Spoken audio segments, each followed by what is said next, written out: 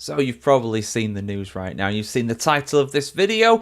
Let's go into what's happened, because this is downright sad this has happened, to be honest. And there have been some very strong reactions from both sides of the political divide, as you would expect, because an ICE agent has fatally shot a woman in Minneapolis, Minnesota. And it has very much put the United States on edge. Not least, of course, because this has happened within America itself, but also everything that's been happening around America when it comes to its foreign policy, shall we very briefly put it. You know what I'm talking about. Venezuela and Greenland. And not only that, Iran, Russia, lots of concerning things going on right now, lots of worrying things. I have to admit, I have been listening more to the news and more to political things than I have in a very long time, probably since the Ukraine conflict actually kicked off recently, because yeah, it's very, very strange times we live in right now in 2026, but let's have a look at this story specifically, guys, and see what people have been saying about it. The fatal shooting of a 37-year-old Minnesota mother by a US immigration agent has put the city of Minneapolis and much of the United States on edge, with a potential for becoming another flashpoint in a polarized country. State and federal officials offered starkly different accounts of the shooting, in which an unidentified officer killed US citizen Renee Nicole Good in her car on Wednesday, while immigration officers were carrying out what federal officials have called the largest DHS operation ever by the Department of Homeland Security. With 2,000 federal officers deployed across the twin cities of Minneapolis and St. Paul, thousands of people gathered in Minneapolis to protest the shooting, while demonstrations were also called in New York, Chicago, Seattle, Phoenix, Orlando, and Columbus, Ohio. The Minnesota operation, which US Immigration and Customs Enforcement officers, is part of President Donald Trump's nationwide crackdown on migrants and politically charged investigations into fraud allegations against some of Minnesota's non-profit groups in the Somali community. We've already covered that in some shorts already for you guys, so do check those out if you're on. We've already covered those in some shorts for you guys over on the Political Newscast YouTube channel, so check that out if you haven't already, of course. But the TLDR of it is that at least 56 people have pleaded guilty since federal prosecutors under the previous Democratic administration of Joe Biden started investigating childcare and other social service programs in the Somali community. Again, this was primarily in Minnesota. Trump's DHS Secretary Kristi Noem labelled Wednesday's incident as an act of domestic terrorism, saying an experienced officer followed his training with an act of self-defense.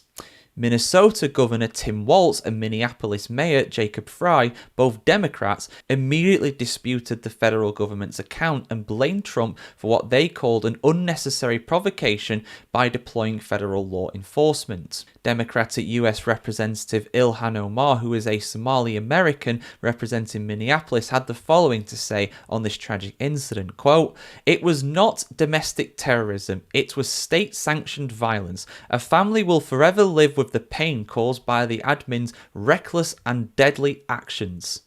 End quote. Now, the video, of course, has gone viral online. You can find it pretty much anywhere, and I'm going to show you the video and just describe what happened. Obviously, this is a very distressing video. It's literally someone being shot at in a car. You don't see anything too graphic. However, viewer discretion is of course advised here.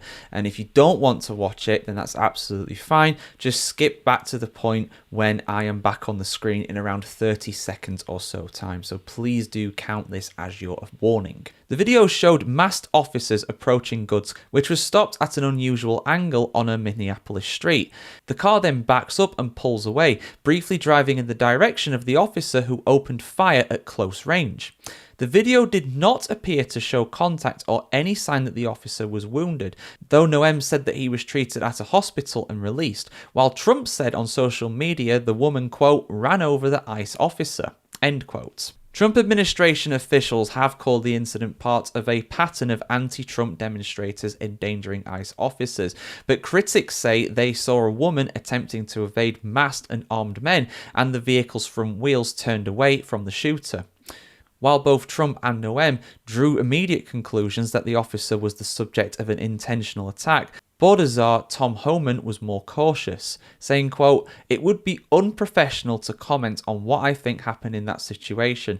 Let the investigation play out and hold the people accountable based on the investigation," end quote.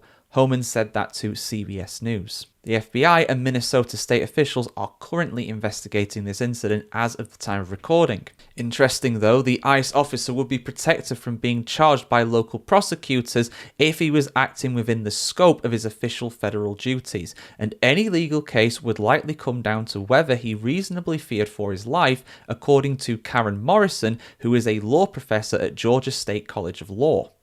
She also said that cases involving vehicles tended to favour officers because the car could be considered as a deadly weapon. Minnesota law allows the use of deadly force by an officer only if an objectively reasonable officer would believe that doing so was necessary to protect the officer or others from immediate death or serious harm.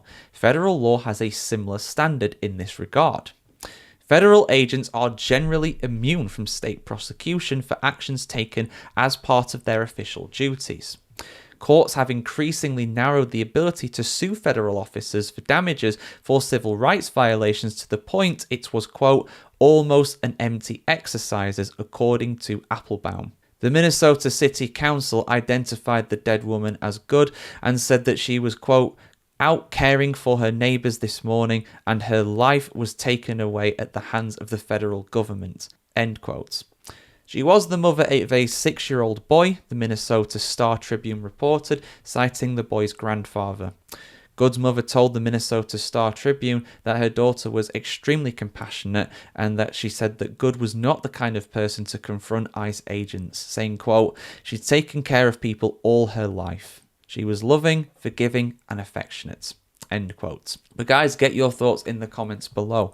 Did the ICE agent act responsibly? Was Good in danger in his life? Was this an overreaction? Was this completely necessary? Do there need to be more regulations around federal agents? Are they invincible? Are they immune? Who are you on the side of with this one?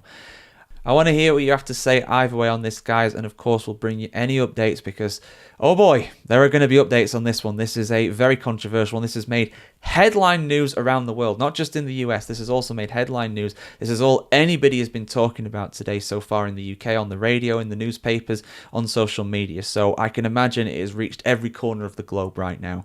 Let me know your thoughts in the comments below. Like, share, comment, subscribe, guys, and have a great day wherever you are in the world today. See you soon.